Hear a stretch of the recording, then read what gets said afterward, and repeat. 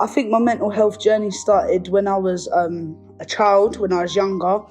From the actual first experience of actually knowing I had a mental health issue was in 1989. I had a massive breakdown. I recall having issues when I was in my teens, and I didn't know what it was. My illness, my mental health problem started really in 1987. First actual experience, I was about 29 years old.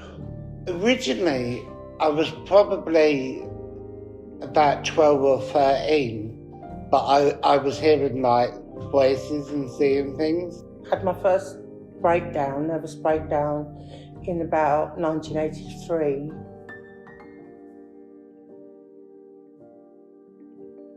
Always struggled as a kid growing up. Didn't stay in school, didn't stay in college. It's a bit debilitating sometimes. I feel like it really affects the quality of my life. In many ways, in some respects, it's been a positive. In many ways, it's made me feel withdrawn. I've kind of felt slightly outcast because I feel like I didn't really fit in anywhere.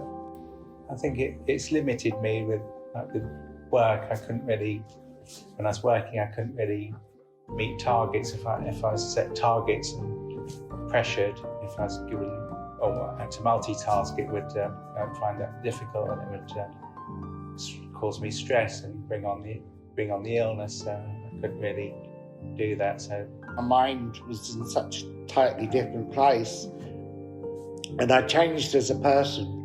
I was scared to go out the door. I had a very lonely childhood. Well, I had countless hospital episodes, hospital admissions, sections. I was very rebellious. My mum and dad didn't know who I was. I was just totally lost. My whole life just basically went down the pan. It wasn't until I got older that I realised things are starting to not add up. So I couldn't stay in jobs, I couldn't control just normal day-to-day things. Not being able to work. I used to be a PA, and as time's gone on, I've been unable to do that. I don't like to say that it affects me, and I don't like to say it affects people. I think it just makes us all beautifully, uniquely different. Yeah, it does affect people, but I think if you let it affect yourself, it will affect you. It makes us who we are.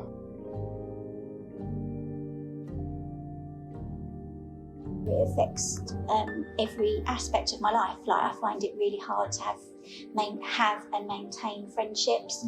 Again, misfit in school.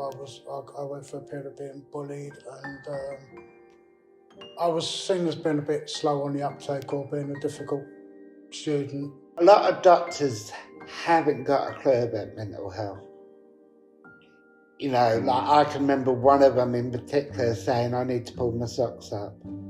And that was their medical advice. I think the thing that I struggle with is just trying to stay on top of my medication. It's like when you live by yourself, like completely alone in isolation, I think that's something that is very difficult, and with the lockdown as well, it hasn't made it easier. I don't really understand mental illness and things. I became abusive, aggressive, disagreeable, unpleasant, paranoid, delusions, notions.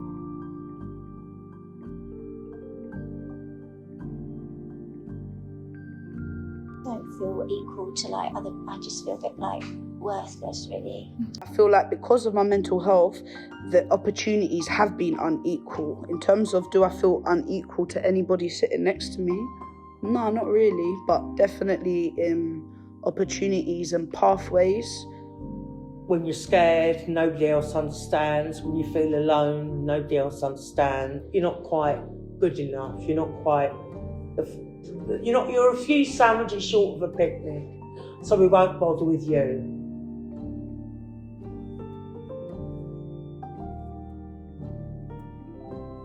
Stigma can be a nasty thing because it's something you can put on yourself.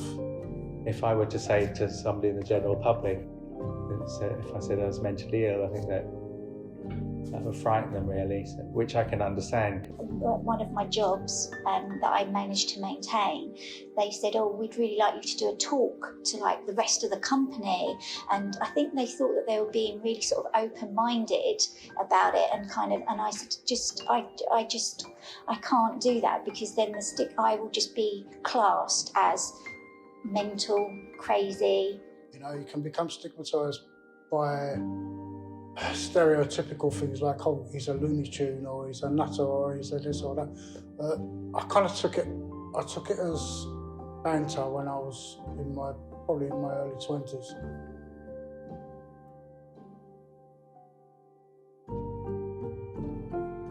Yeah, I really, really wish that I'd come here sooner. I find a lot of things to do with mental health are sort of word of mouth. Go to CAMS, Layla. Go to CAMS, accept the counselling and accept all of the social service, all of that. Just accept the help that they was trying to give you when you was younger.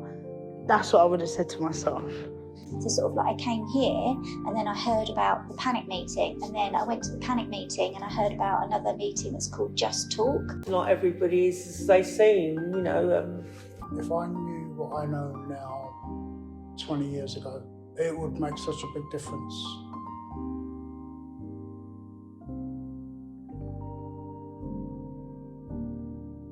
Coming out and getting involved in this is a big help for me. I think if I just had to stay at home, and it wouldn't be good really. The support groups that this place alone provides, the better, you know, and getting it out there. It's on Facebook, it's everywhere. The Sutton Mental Health Foundation, it's quite an inspiring place because it really does help many people. The team and, you know, like all the girls on the front, they're wicked. They come into my head. Smiles come into my head. I don't know, if you suffer with bipolar, you can discuss it with someone who can relate to you. Considering I had the breakdown in the end anyway to end up how I am, I was quite lucky that I'd moved to Sutton. Being at peace with myself pops up into my head. Being in a safe place pops up into my head. Support pops up into my head. A warm, nice cup of tea pops into my head. Good support to be in this nice, clean, fresh, bright space.